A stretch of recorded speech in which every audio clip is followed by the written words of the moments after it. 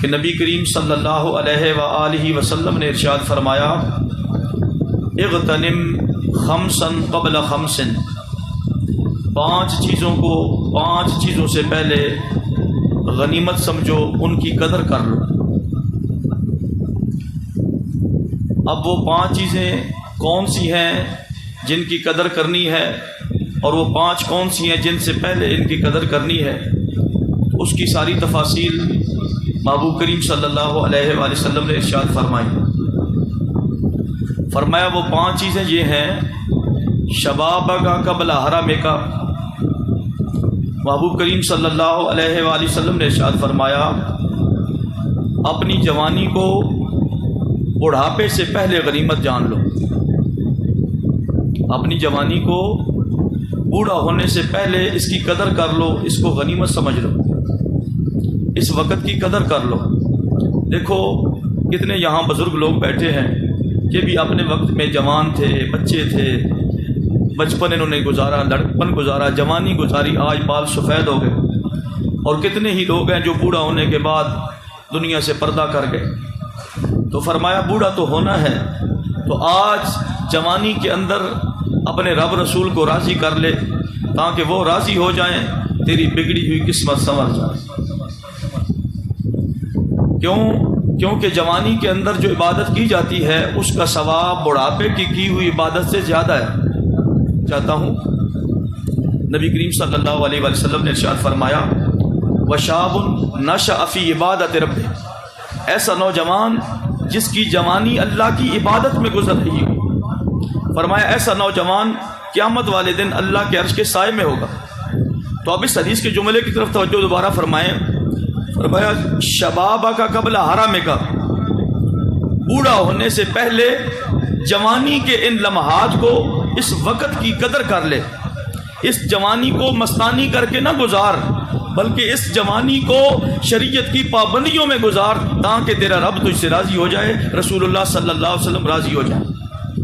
تو ایسا نوجوان جو شریعت کی پابندیوں میں اپنی زندگی گزارتا ہے وہ اللہ کا محبوب بن جاتا ہے، وہ اللہ کا محبوب بن جاتا ہے، اللہ کا پیارا بن جاتا ہے، اللہ کا دوست بن جاتا ہے، اللہ کا ولی بن جاتا ہے۔ اس لیے ضرورت ثمر کی ہے، بوڑھا تو ہونا ہے نا، شبابک قبل حرمک، بوڑھا ہونے سے پہلے کل مسجد میں جائے گا، بیٹھ کر نماز پڑھ رہا ہے، جی کیوں کیا ہوا، گھٹنوں میں تکلیف ہے، بوڑھا ہو گیا ہوں، یہ ہے وہ ہے۔ آج جوان ہے نا، جوانی میں تو رکوع بھی صحیح طریقے سے کر سکتا ہے، قیام بھی صحیح طریقے سے کر سکتا ہے، اللہ کی بارگاہ میں سجدہ بھی صحیح طریقے سے کر سکتا ہے۔ تو فرمایا آج عبادت کر کے ذرا اللہ کو راضی کرنا، آج جو عبادت کرنے کا مزہ ہے نا وہ بڑھاپے میں کوئی نہیں۔ اس لیے لجپال نبی صلی اللہ علیہ وسلم نے ارشاد فرمایا شبابک قبل حرمک، بڑھاپے سے پہلے اس جوانی کے وقت کی قدر کر۔ دوسری چیز نبی پاک صلی اللہ علیہ وآلہ وسلم نے ارشاد فرمایا وَفَرَاغَكَ قَبْلَ شُغْلِكَ، مصروف ہونے سے پہلے اپنے جو فرصت کے لمحات ہیں، اللہ نے تجھے وقت دیا ہے، تیرے پاس ٹائم ہے، تو اس فرصت کے لمحات کو بے وقوفی کے اندر، برے کاموں کے اندر نہ گزار، بلکہ اس فرصت کے لمحات کو اللہ کی عبادت میں گزار، نیکی میں گزار، حقوق اللہ، حقوق العباد کی ادائیگی میں گزار۔ تو فرمایا کل ہو سکتا ہے تو مصروف ہو جائے۔ آج لوگوں سے کہتے ہیں نماز پڑھ لو، جی مصروف پڑا ہوتا ہوں، ٹائم نہیں ملتا، یہ ہے وہ ہے، فلاں مصروفیت آ گئی، فلاں مصروفیت آ گئی۔ حالانکہ ہیں تو یہ بہانے ہی، اتنا بھی کوئی بندہ مصروف نہیں کہ کسی کے پاس نماز کا ٹائم نہ ہو، ایسی مصروفیت کوئی نہیں۔ لیکن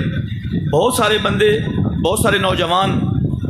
شادی سے پہلے ان کے پاس بڑا وقت ہوتا ہے، لیکن اس وقت کو وہ فضول کاموں میں گزار دیتے ہیں۔ لیکن شادی ہو گئی، بیوی بچے آ گئے، ساری صورتحال، آہستہ آہستہ بندہ مصروف ہونا شروع ہو جاتا ہے۔ تو فرمایا جب اتنا زیادہ مصروف ہو جائے،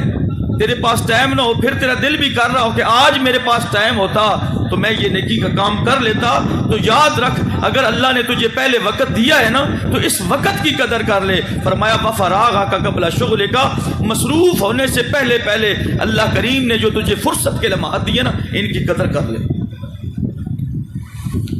تیسری چیز نبی پاک صلی اللہ علیہ وآلہ وسلم نے ارشاد فرمایا وصحتک قبل سقمک، بیمار ہونے سے پہلے صحت کے جو ایام ہیں نا، جو صحت کے اوقات ہیں، اللہ نے تجھے صحت کا جو دولت اور نعمت عطا فرمائی ہے، فرمایا اس وقت کی قدر کر لے۔ ذرا سوچو، بیماریاں بندے پہ آتی ہیں، جیسے جیسے عمر بڑھتی جاتی ہے بیماریاں اس بندے کی طرف عود آتی ہیں۔ جوانوں کو بھی بیماریاں لگ جاتی ہیں، ضروری نہیں کہ کو بوڑھا بندہ بیمار ہو، بیماری کسی کو دیکھ کر نہیں آتی کہ یہ جوان ہے میں اس کو نہیں لگوں گی، بیماری ہے۔ تو جب بیمار بندہ ہو جاتا ہے نا، بستر پہ لیٹا ہوتا ہے یا ہاسپٹل میں کسی بیڈ پر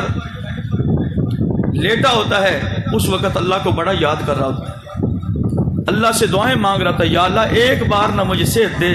اب میں شریعت کی خلاف ورزیاں نہیں کروں گا، یا اللہ اب مجھے ایک بار صحت دے دے۔ دعائیں مانگ کے